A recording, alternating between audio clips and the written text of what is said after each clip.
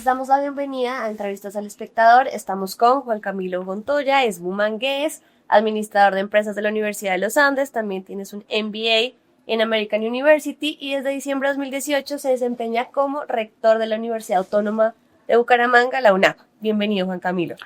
Paula, muchísimas gracias por la invitación y un gusto estar hoy en El Espectador conversando de educación. Muchísimas gracias.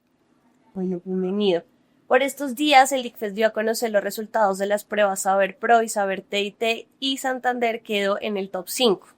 ¿Qué está haciendo diferente esta región para aportarle a la educación en el país y cuál es ese valor agregado?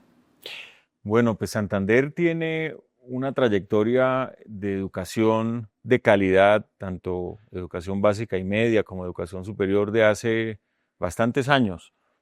Creo que hemos ido construyendo y cuidando instituciones educativas en todos los niveles de formación que, que van generando esos graduados, bachilleres y después profesionales con una formación bastante completa.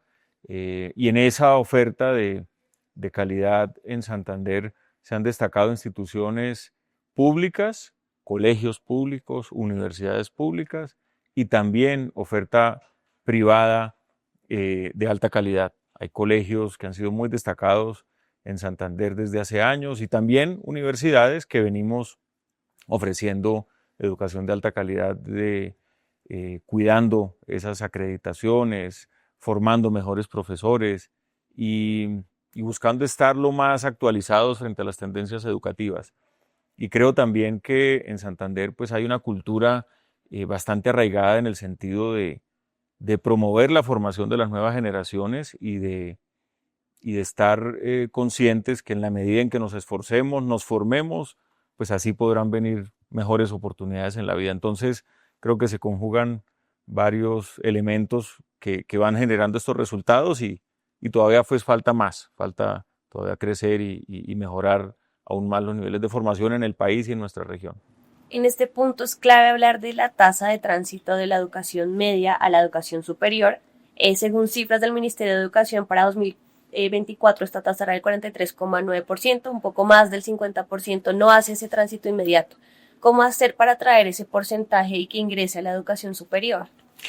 Bueno, Santander tiene unos puntos, a lo mejor la región centro-oriente y Santander ejerce una influencia allí importante y tenemos una tasa de tránsito inmediato un poco más alta, pero falta mucho por hacer y muchas personas por dar ese paso después de la educación media hacia la educación superior.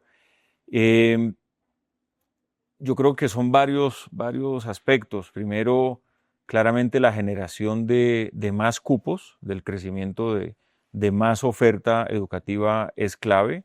El sector público viene creciendo en esa oferta en estos últimos años, pero falta mucho más.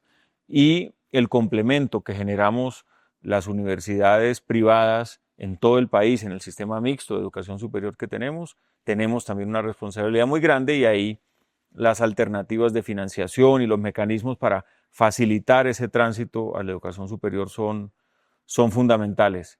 Mecanismos que pasan por esfuerzos públicos y privados. También hoy hay tendencias en las nuevas generaciones de querer estar, digamos, activos económicamente en edades más tempranas. Es una tendencia que debemos entender y en esa medida también las universidades debemos adaptarnos con formatos más flexibles, con formatos más cortos, que le muestren al joven esas posibilidades de irse formando y a la vez estar activo económicamente si ese es su deseo, pero que no pare en su proceso formativo porque será pues muy importante para su vida adulta y su desarrollo personal en general. Tenemos un panorama donde este 43,9 logra ingresar al sistema de educación superior, pero hay algo que está sucediendo, es que uno de cada tres estudiantes que logra ingresar al sistema deserta. ¿Cómo hacer para que los jóvenes logren culminar sus estudios de primer hasta el último semestre? Bueno, la deserción es un reto de todos los días, de todas las instituciones de educación superior del país. La pandemia fue un momento pues, muy delicado, muy complejo en muchos sentidos, pero en materia educativa y de deserción, allí tuvimos pues, un pico de deserción alto en el segundo semestre del 2020 y después desde ahí hemos venido recuperando terreno, pero también con unos niveles que en particular en la UNAV no nos tenían satisfechos y vimos allí un gran reto. Y de tomar esa decisión institucional de atacar la deserción con la mayor fuerza posible, fuimos construyendo, digamos, un análisis de las múltiples causas que influyen en la deserción, en donde hay causas asociadas a asuntos académicos, de procesos de aprendizaje, rutinas y métodos de estudio del estudiante, por supuesto la salud mental, el bienestar de la persona que está estudiando es fundamental, situaciones económicas que hay que superar y que la posibilidad de pagar el siguiente semestre se vea lo más clara posible es también de la esencia. Entonces, en la UNAV hemos conformado pues una estrategia integral de retención y más que de retención, de éxito estudiantil. Cada vez más las universidades, y en este caso la UNAV, estamos muy comprometidas y muy atentas al éxito de nuestro estudiante graduándose y encontrando esas oportunidades futuras de empleabilidad o de emprendimiento y generar un acompañamiento mucho más cercano al que quizás tuvimos en otras épocas en nuestras universidades, en donde estábamos, digamos que en una buena medida por nuestra cuenta, haciendo el esfuerzo y avanzando y logrando pues superar el programa. Entonces, las universidades sí tenemos que hacer, digamos que, un proceso amplio de entendimiento de las causas y cada vez más cercanía y más acompañamiento a los estudiantes para que lleguen a la meta como lo queremos todos, como lo quiere la familia, la universidad y el mismo estudiante. Hablemos de un tema que este año ha sido noticia y el que usted conoce muy bien, y es el ICETEX. En 2022 fue delegado como el representante de las universidades privadas en la junta directiva de la entidad. ¿Cómo ve actualmente la situación del ICETEX?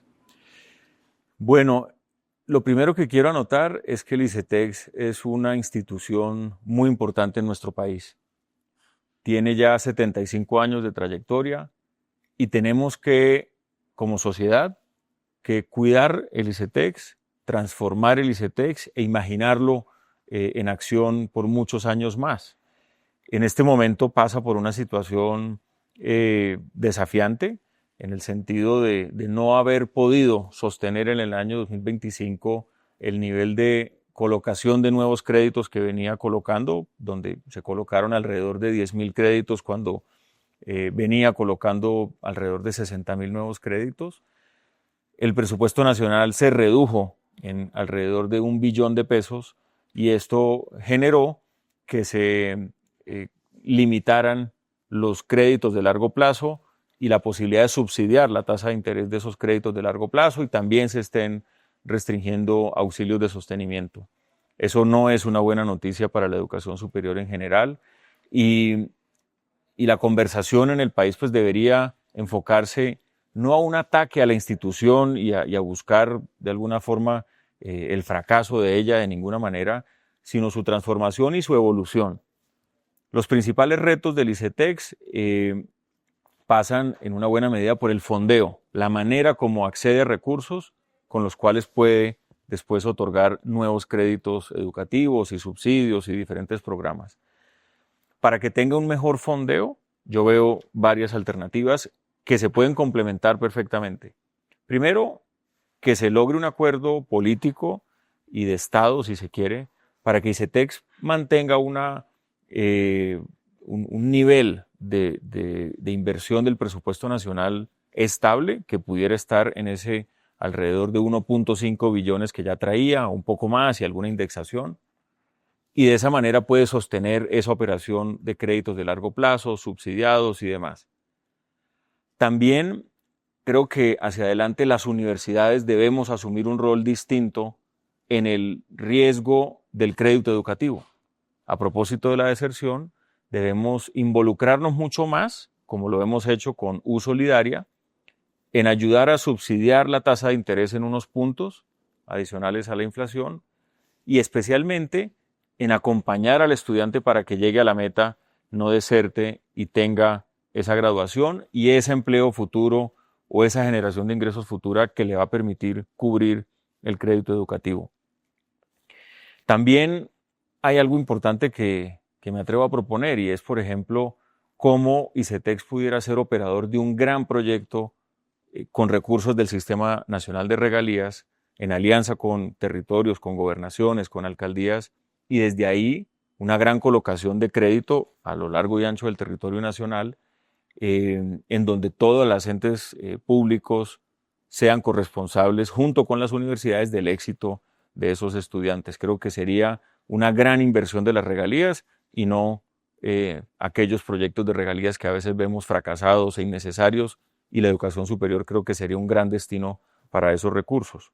Y también visualizar muchas más alianzas con el sector privado, pensar en mecanismos como becas por impuestos, cómo las empresas pudieran vincularse con el ICETEX y que esos recursos de donaciones que tengan algún incentivo tributario sean también palanca para nuevos créditos y más subsidios. Y de esa manera, teniendo digamos que un mapa mucho más completo de actores, podemos reducir ese costo de fondeo y crecer en la colocación de nuevos créditos y créditos con mejores condiciones financieras. Y un tema, perdón, adiciono, un tema fundamental es tener una administración y una gestión mucho más especializada, mucho más estable, más lejana de los ciclos políticos, de manera que enfocado en su misión social de crédito educativo para todo el país, tenga una gestión moderna, eficiente, técnica, construyendo alianzas con diferentes entidades y que tenga continuidad estratégica en el tiempo. No se puede operar de buena manera con una alta rotación de su cuerpo directivo, con alta rotación en el liderazgo desde el Ministerio de Educación o de miembros de junta directiva, y que la política y la politiquería esté permeando el ICETEX. De esa forma no va a llegar muy lejos y va a ser una pena si llega a comprometerse esta institución que es fundamental para el país. Antes de hablar de uso solidario de esas estrategias de transformación, justamente para que el ICETEX no se marchite, ¿qué hace que el ICETEX dependa tanto de ese gobierno, de ese dinero que sale del presupuesto y que los créditos más afectados sean los de largo plazo? De hecho, el presidente de la entidad, Mauricio Urquijo, en este mismo espacio nos decía que no podían entregar créditos nuevos de largo plazo. ¿Qué es lo que justamente hace que defienda tanto de ese presupuesto?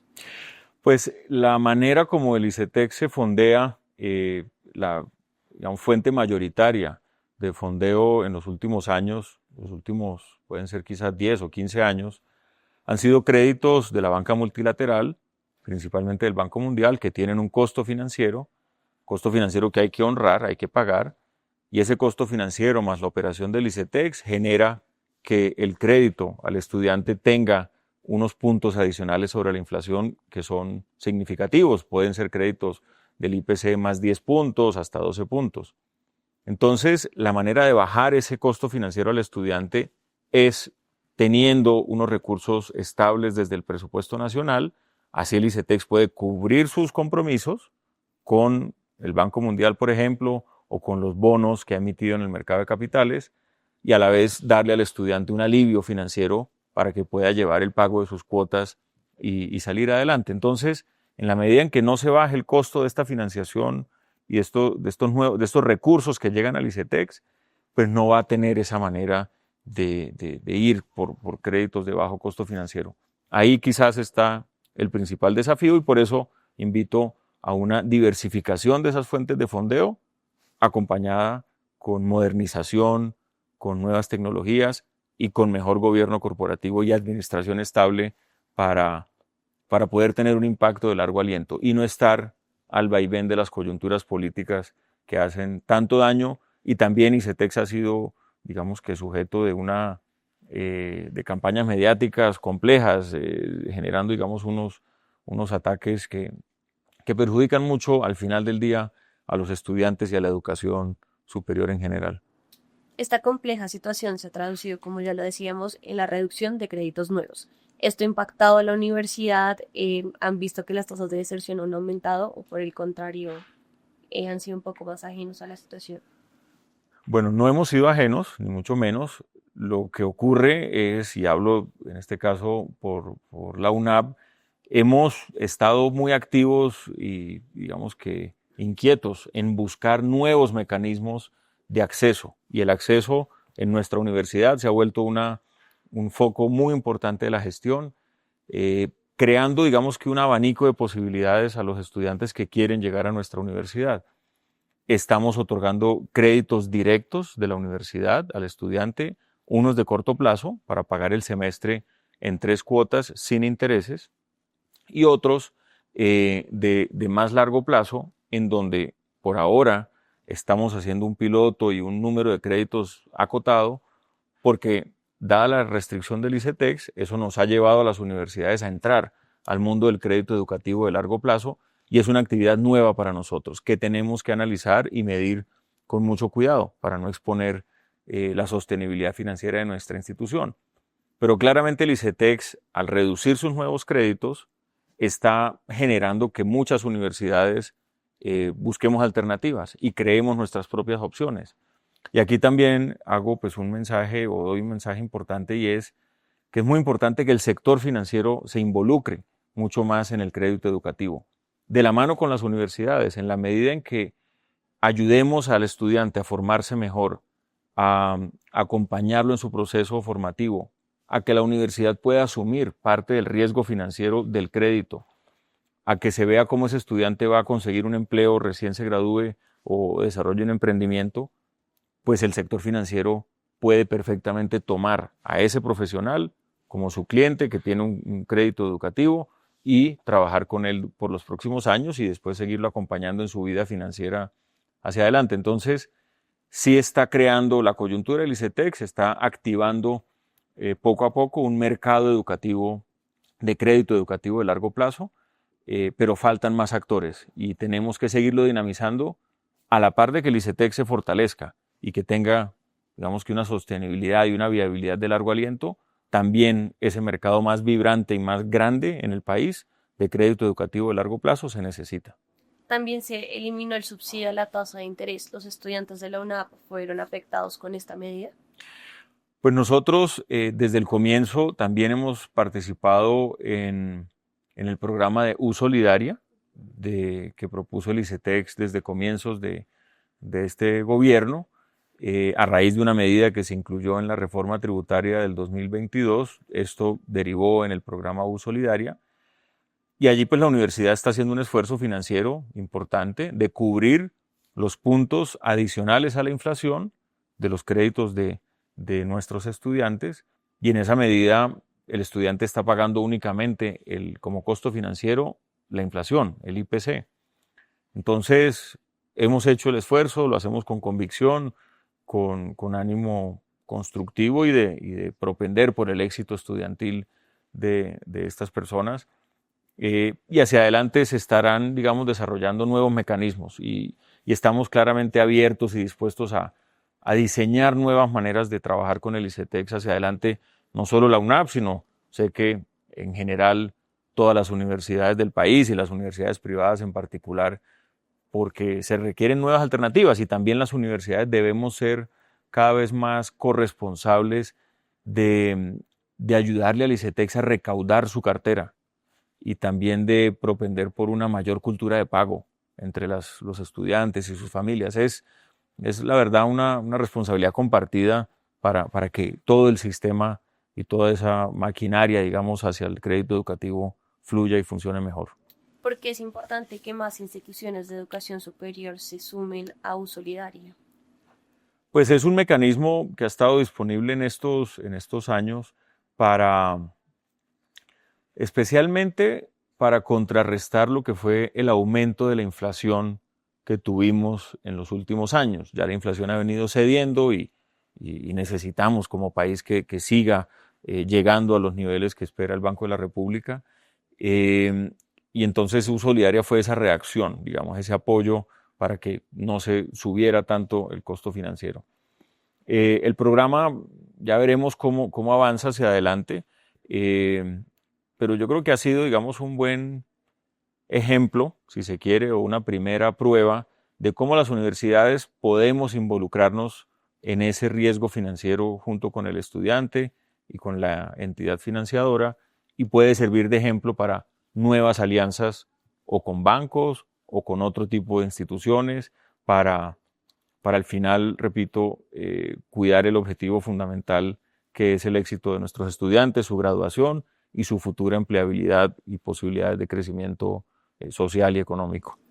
Durante la entrevista ha hecho mucho énfasis en que lo importante es proteger y transformar al ICETEX, no marchitarlo y de hecho también quitarle un poco ese estigma de que es un coco, que son deudas impagables. ¿Cuáles son las otras estrategias que se deben pensar para transformar el ICETEX y justamente también quitarte de la imagen un poco ese coco y ese miedo a acceder a un crédito?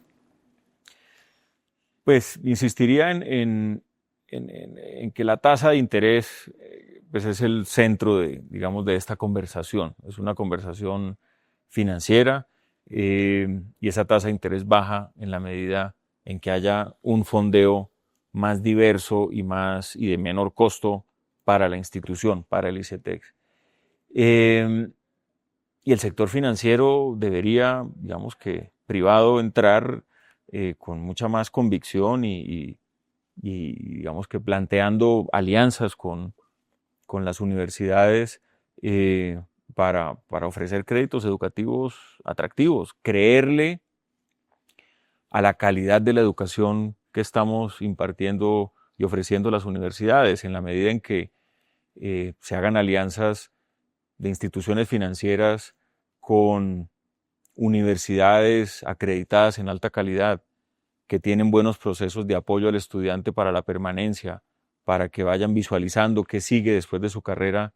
Esa persona tiene unas probabilidades de ser exitosa muy altas y hace sentido que el sector financiero confíe en esa persona, en ese profesional, en ese joven y vea que ese crédito va a ser pagado debidamente y que después van a venir nuevos proyectos y nuevas posibilidades. Entonces, el costo del fondeo pues está en la esencia y que el país, el Congreso de la República y el nuevo gobierno que venga el año entrante vea al ICETEX como una prioridad fundamental de toda la estrategia de educación del país y no como una institución que a veces parecería que no saben qué hacer con ella y es demasiado importante. La mayoría de los créditos educativos que encontramos actualmente en el mercado son a corto plazo. El reto son los de mediano y largo plazo. ¿Qué está haciendo la UNAP justamente para ofrecerle a sus estudiantes esos créditos de mediano y de largo plazo? Aprendiendo mucho de cómo colocar bien estos créditos, hemos diseñado el crédito de corto plazo y el de largo plazo. El de largo plazo acabó de empezar en el año 25 ante la coyuntura de ICETEX. Allí, por ejemplo, hemos desarrollado una alianza con el Fondo de Garantías de Santander para tener una garantía sobre el crédito que estamos entregándole a nuestros estudiantes y de esta manera proteger el patrimonio de la universidad y su sostenibilidad financiera. Entonces ya colocamos en este año 2025 los primeros 350 créditos aproximadamente y queremos seguir. Estamos analizando qué posibilidades de alianzas o hasta dónde nuestras finanzas permitirían un tamaño o número de créditos nuevos recurrentes y adaptar nuestros sistemas de información, prepararnos para esa actividad que no ha sido normal en las universidades, pero lo hacemos con mucha convicción y con muchas posibilidades de éxito, creo yo, en el mediano y en el largo plazo. Entonces, y así están dándose situaciones en varias universidades del país, se están haciendo alianzas también con empresas que quieren aportarle estos fondos de crédito que se están creando. En Antioquia se anunció un fondo también hace algunos meses y bueno, debemos seguir en esa dinámica. Creatividad e innovación financiera pues son necesarias en este momento. Los subsidios de sostenimiento también están tambaleando con toda esta situación del ICETEX y en muchos casos, en muchos estudiantes, perder este subsidio incluso significa abandonar sus estudios. ¿Cuáles son esas estrategias de bienestar que está empleando la universidad justamente para evitar que estos estudiantes abandonen las clases?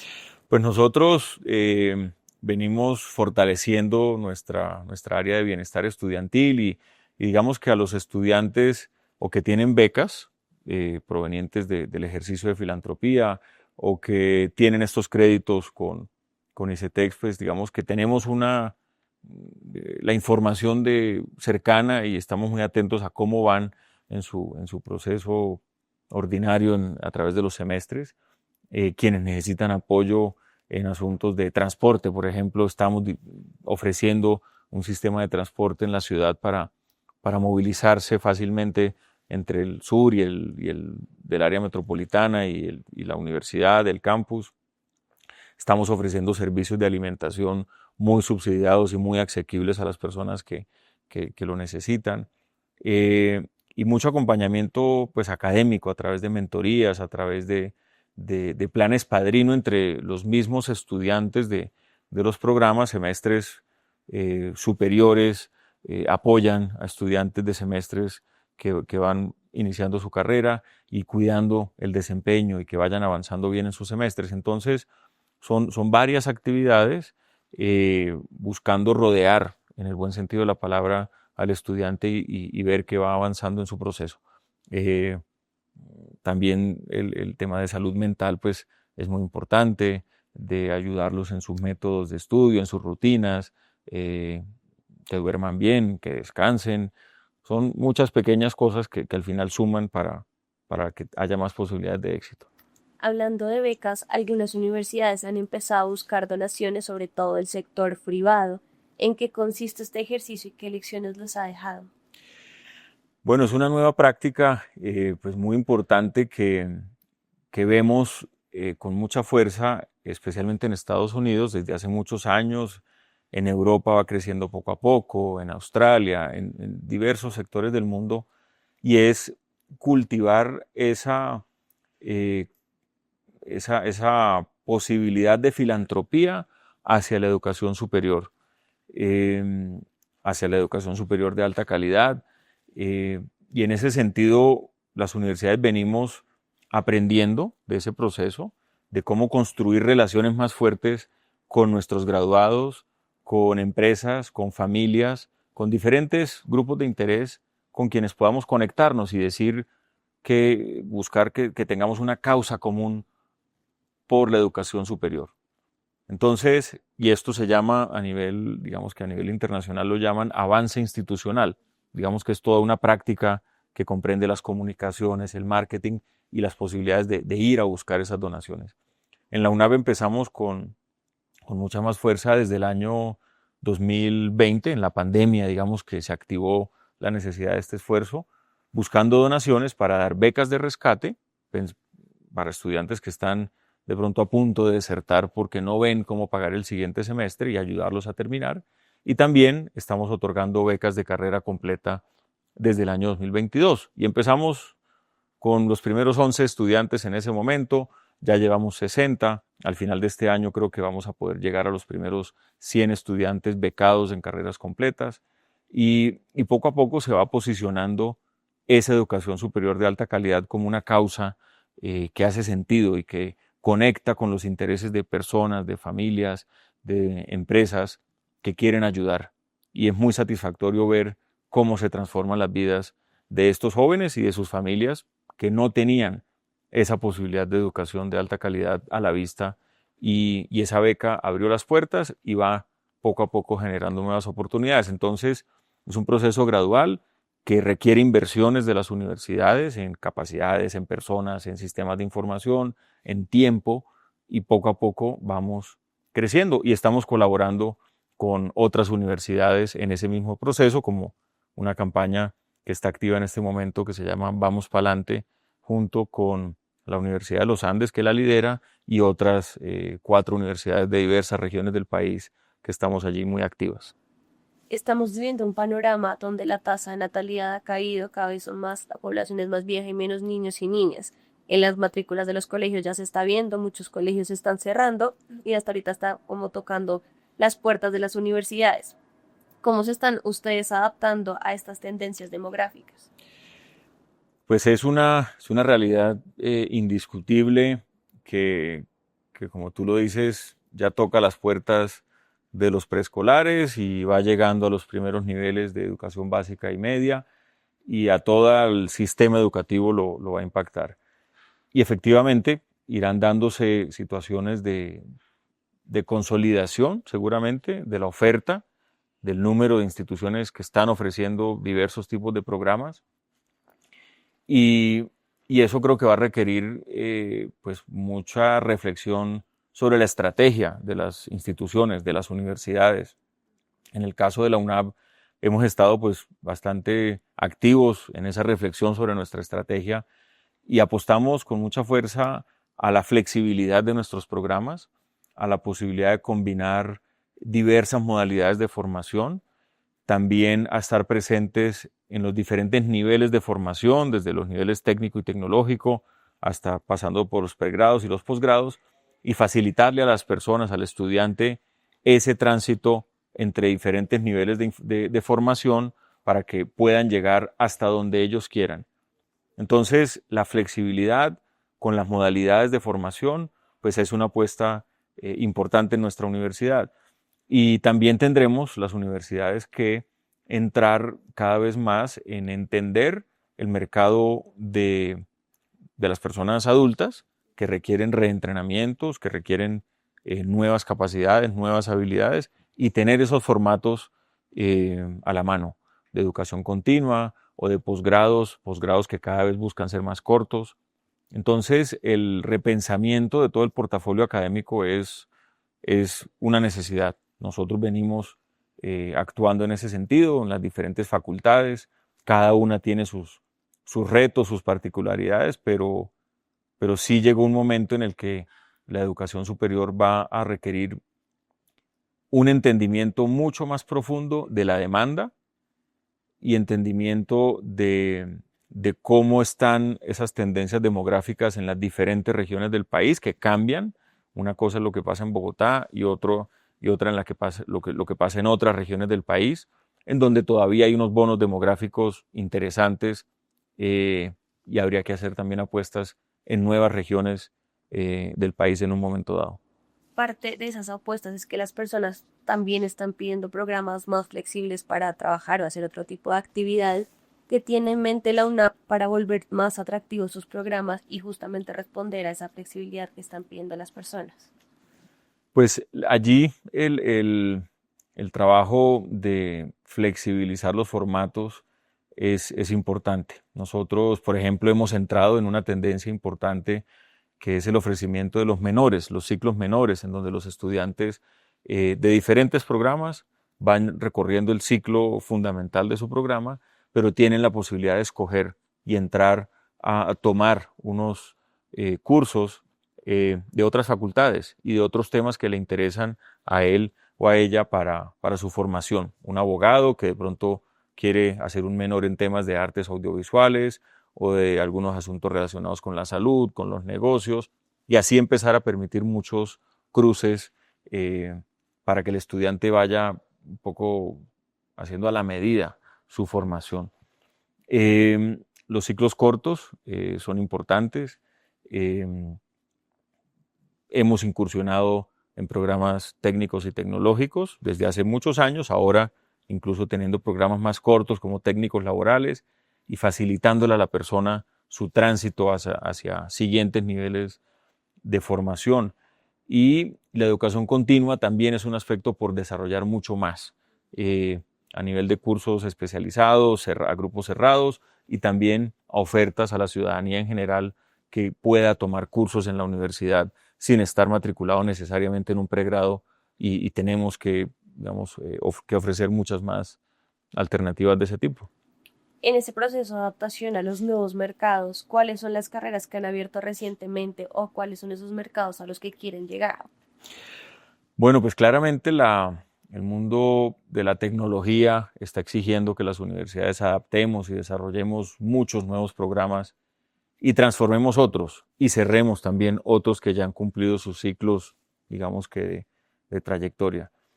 Por ejemplo, el ámbito de la ciencia de datos pues es una tendencia muy fuerte y está pues activo en nuestra universidad. Carreras asociadas que todavía son proyectos que vamos a activar en el corto plazo, como el programa de diseño, por ejemplo. Estamos transformando programas también.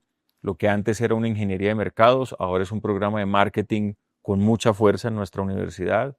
Asimismo, ingeniería financiera ahora es finanzas con un nuevo enfoque y también son programas con una perspectiva de crecimiento importante. Tenemos una novedad muy importante en la UNAV y es la oferta del programa de Derecho en modalidad virtual, que para el mundo de los abogados la virtualidad era algo que no tenían muy en el radar y ha venido abriéndose camino y, en este caso, una universidad con una trayectoria en el campo de las ciencias jurídicas importante, con su acreditación de alta calidad desde hace muchos años. Estamos ahora en esa oferta del derecho virtual y así los programas otros en otras disciplinas también están entrando en modalidades virtuales y combinando modalidades. Entonces el reto es en nuevos temas y en modalidades de formación y también en pensar en ciclos que puedan acortarse un poco más, pero cuidando la esencia de ese currículo y de ese plan de estudios en lo que debe cumplir. Rector, para finalizar, algunas universidades están apostando a no solo ofrecer carreras profesionales, sino también programas técnicos y tecnológicos. En su comienzo, los institutos técnicos y tecnológicos no vieron con buenos ojos esta iniciativa. Poco a poco han ido flexibilizando sus opiniones. ¿Cómo ha sido el proceso de la UNAV y qué lecciones los ha dejado? Bueno, la UNAV empezó en el ámbito de los programas técnicos y tecnológicos hace cerca de 20 años. Empezamos en un momento en el que se ofrecieron algo que se llamaban las bolsas concursables, donde las universidades proponíamos programas para ciertos sectores de la economía y desde allí empezamos a participar en la oferta de pregrados tecnológicos. Y en general ha sido una experiencia positiva de una escala mediana todavía, no puedo decir que ya es de gran escala, en donde hemos tenido programas presenciales y programas virtuales tecnológicos que nos han permitido tener estudiantes en todos los departamentos de Colombia, programas como regencia de farmacia o seguridad y salud en el trabajo, tienen una cobertura nacional a través de la modalidad virtual. Estamos también allí entrando en nuevos programas, desarrollo de software, temas de marketing a nivel técnico y tecnológico. La gastronomía empieza a mostrar también un interés importante por programas más cortos de panadería y pastelería. Y así cada disciplina va teniendo sus ofertas. Tenemos que hablar mucho con las empresas. Tenemos que profundizar más esa conversación de tendencias, de necesidades y estar generando estos programas. En el área de la salud, el programa de auxiliares de enfermería tiene una demanda muy fuerte, muy importante, fundamental para este sector y así en diferentes áreas. Entonces, estamos presentes en el ámbito técnico y tecnológico hace años. Hemos intensificado la apuesta en los últimos años. Ahora la unidad que desarrolla estos programas se llama UNAV Tech y hemos incursionado en los técnicos laborales y también estamos dispuestos y muy atentos al desarrollo del Marco Nacional de Cualificaciones, que es una política que impulsan conjuntamente el Ministerio de Educación y el Ministerio del Trabajo, a la que le falta todavía mucho desarrollo, pero van a permitirse desde allí validaciones de saberes previos que tengan las personas por su actividad laboral de muchos años y podrá, digamos que, tener diferentes trayectorias de formación a lo largo de la vida. Entonces, ese ámbito técnico y tecnológico es importante en Colombia y debemos valorizar y visibilizar cada vez más la relevancia de este nivel de formación. Rector, muchísimas gracias por el espacio y por el tiempo. A ustedes muchísimas gracias por la invitación. Por Entrevistas del Espectador pasó Juan Camilo Montoya, rector de la Universidad Autónoma de Bucaramanga.